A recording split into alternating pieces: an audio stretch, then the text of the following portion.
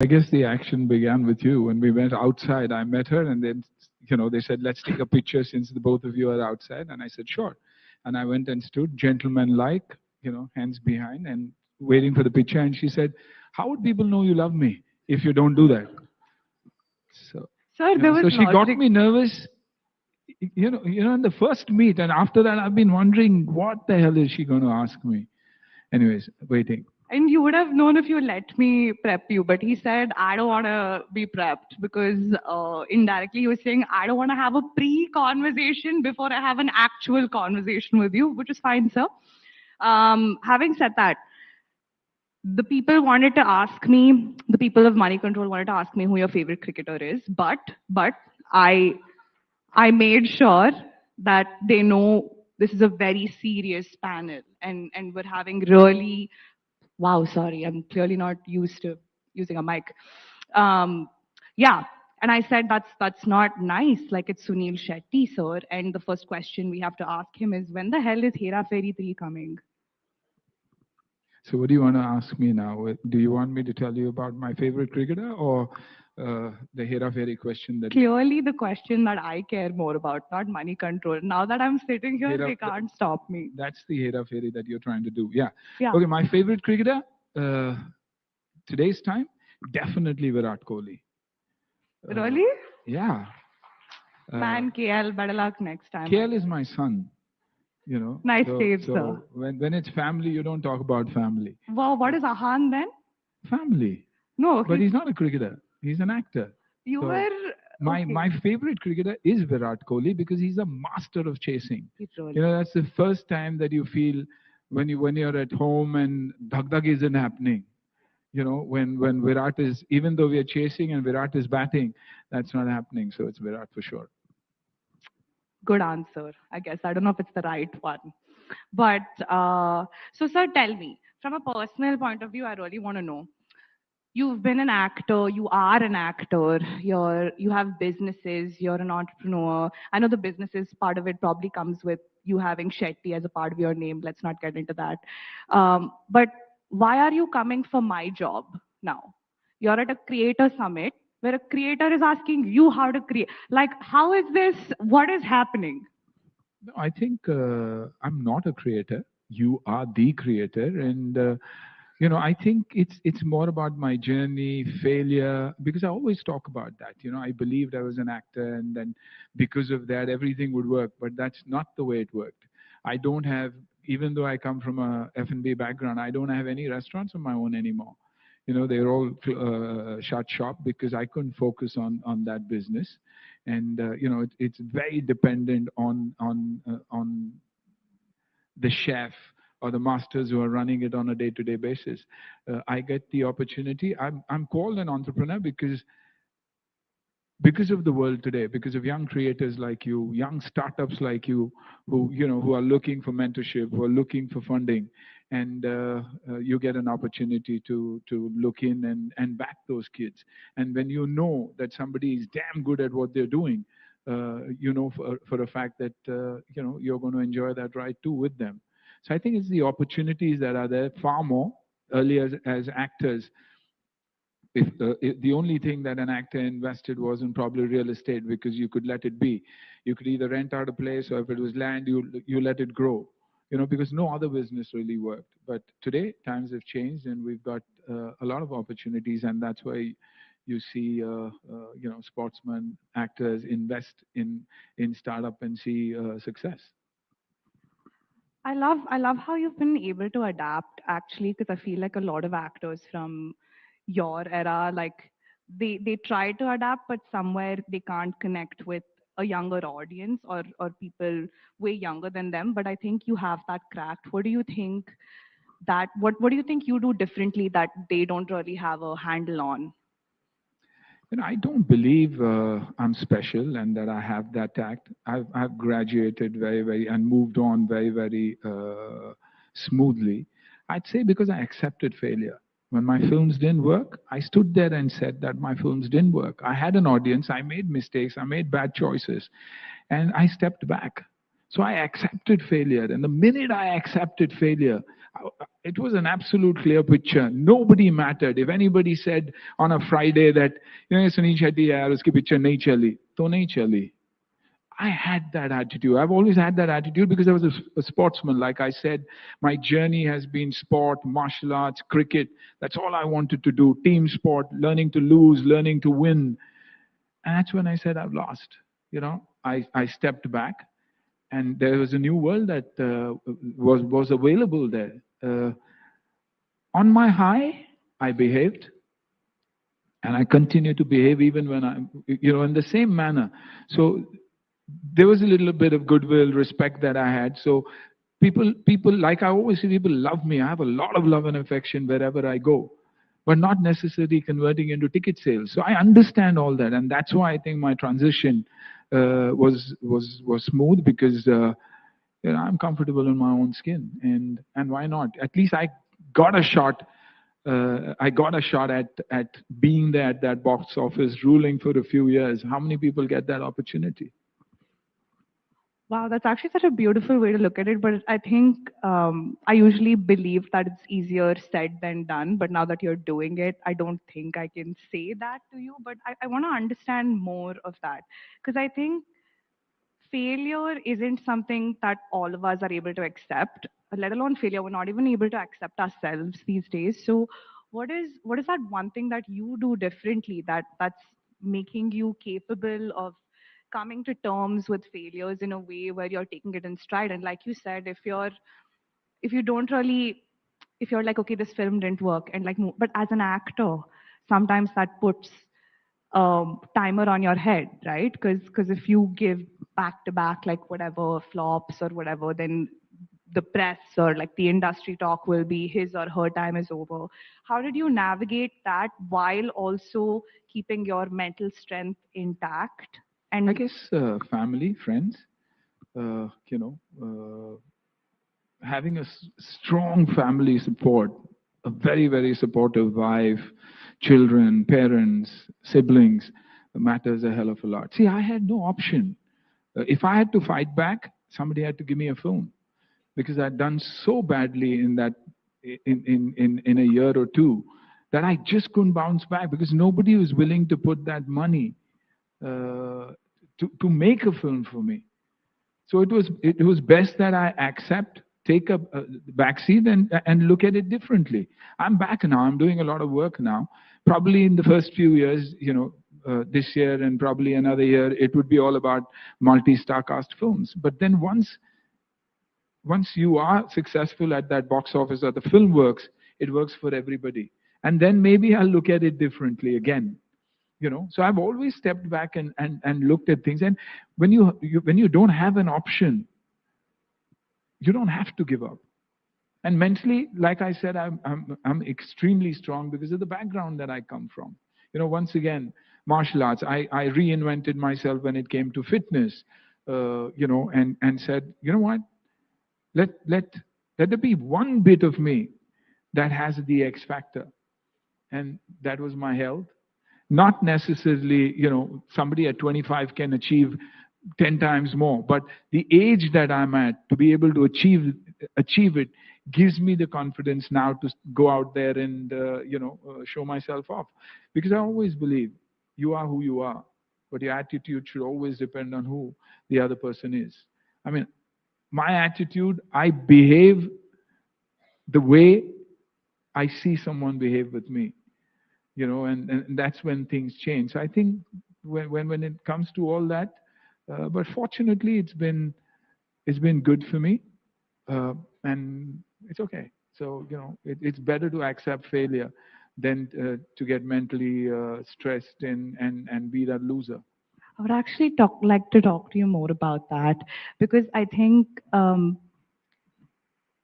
as much as for me personally, I won't speak for the room. I think when we try to accept failures or we're knocked down by life, right, and we try to get back up, I understand family support, but give me like the breakdown of how do you get out of a rut? How do you get back up? If you're demotivated, you're passionate about something, life's a shitstorm. It's not letting you do what you're passionate about. Life's given you a hard hand, and you just have to make it work. For a person like that, how did they keep that motivation going or discipline going? How did they get out of feeling not good enough? Because I think that's the need of the hour. Everybody everywhere feels like they're not good enough. We self-loathe and self-hate, and we feel like it's so prevalent in my generation at least. And I've spoken to so many people who feel that way. I just want your breakdown of how that could be avoided, I guess, or what your process is like. I guess for the generation today, offline is as important as online. We live in this virtual world where we believe that likes matter more than actually somebody liking you or telling you something good. I honestly believe that it's far easier to be happy. It's easy for me to be happy with my morning gym, my breakfast, my lunch, maybe dal chawal or what, however simple it may be. But it's very difficult for me to look happy because then I need those 5 dishes to post. I need the table perfectly set. I don't have the warm food, but that doesn't matter. So to look happy is far more difficult than actually being happy. So I think that's what you need to do. You need, and I all through my career, I've never been the same each year in the sense I would always want to add on to something, add on a certain skill to my being as as you progress. And everybody knows that when you're in a particular position, uh, you're at your peak, and there is going to be a downhill or a beautiful exit, whatever it is. So you have to mentally prepare yourself. So, and that's why you've got to be mentally strong. And that's why say it is working out in the morning, the discipline of life, the consistency of life. This is the only thing that'll see you through. Like I always say, if you're consistent, you'll end up where you want to be. If you're committed, that journey will begin. So you can't take that away. Now, if you're not consistent, you're not committed, you're not disciplined, there's no way you're going to achieve anything. You are failure and you're looking only at failure. And for us, it's a tough world out there. For us, it's a very tough world on a Friday. Imagine Sunil Shetty with stars in his eyes, his first film comes out, and it's a blockbuster. But the critique at that time, who mattered the most, says he's wooden.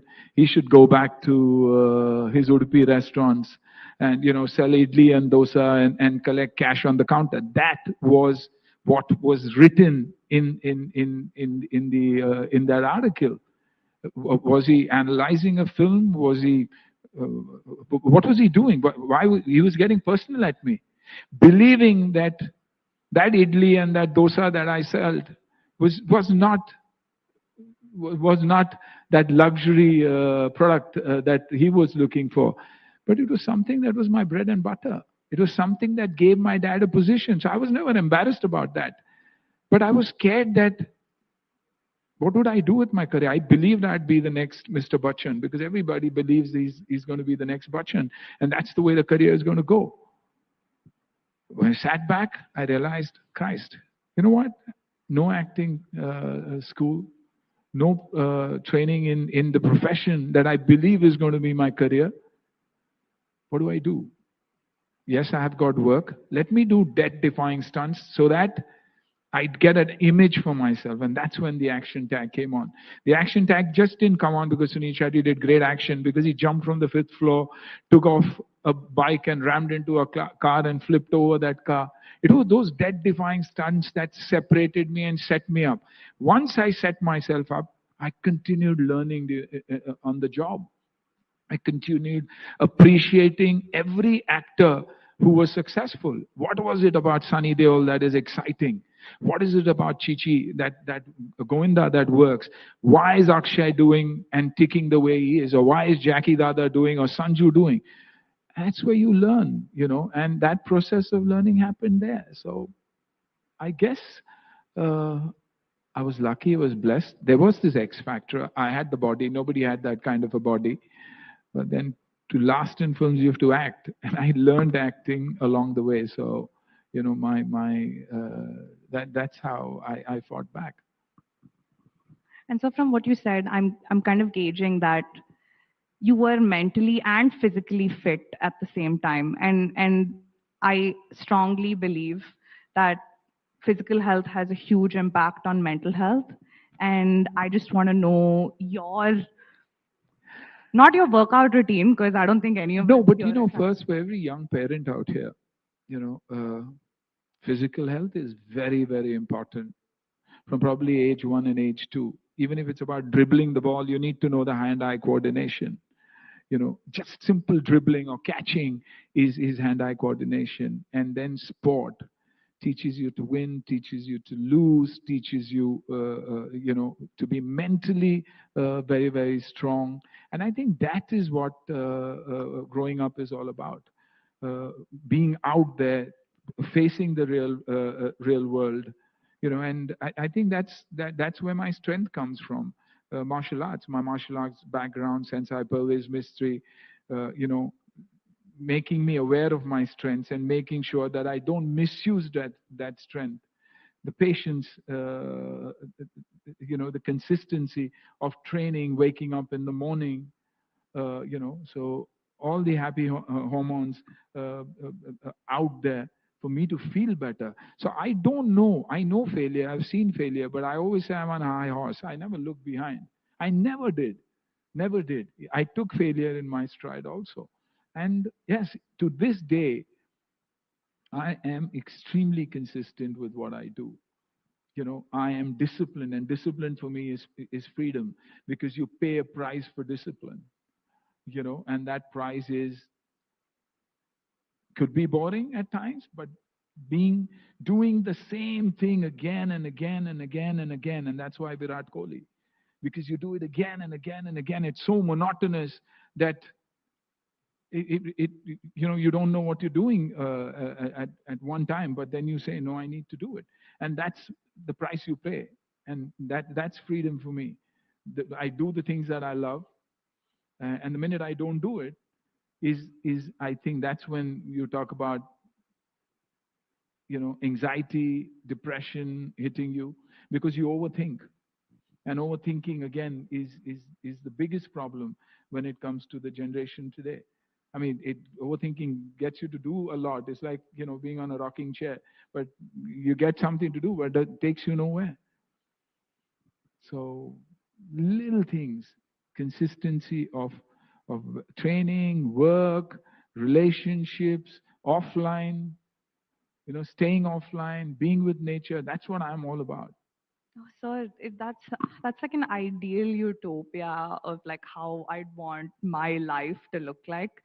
But what about those days where you're going strong, you're consistent, you're disciplined, and you just have that one day where you slip up?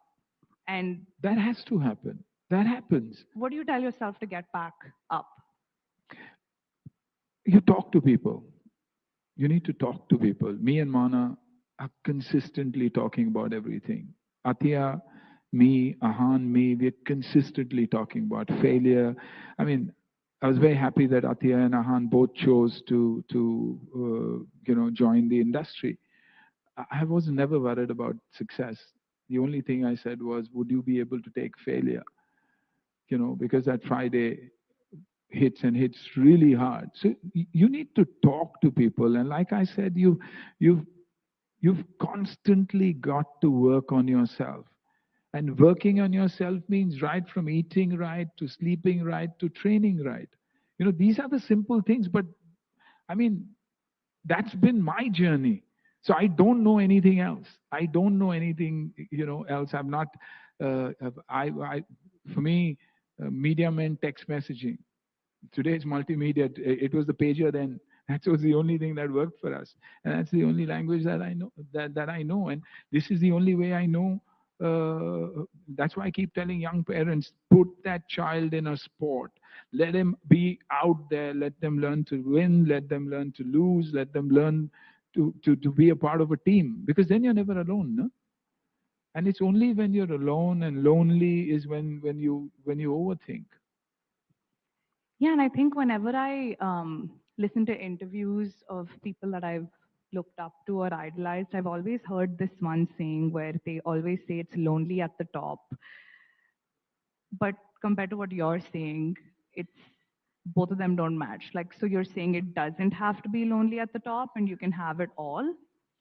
Absolutely. Absolutely. It doesn't have lonely and at the top is because of the competition and people are going to talk, and people are going to continue to talk, but that should never matter to us. It should never matter to us.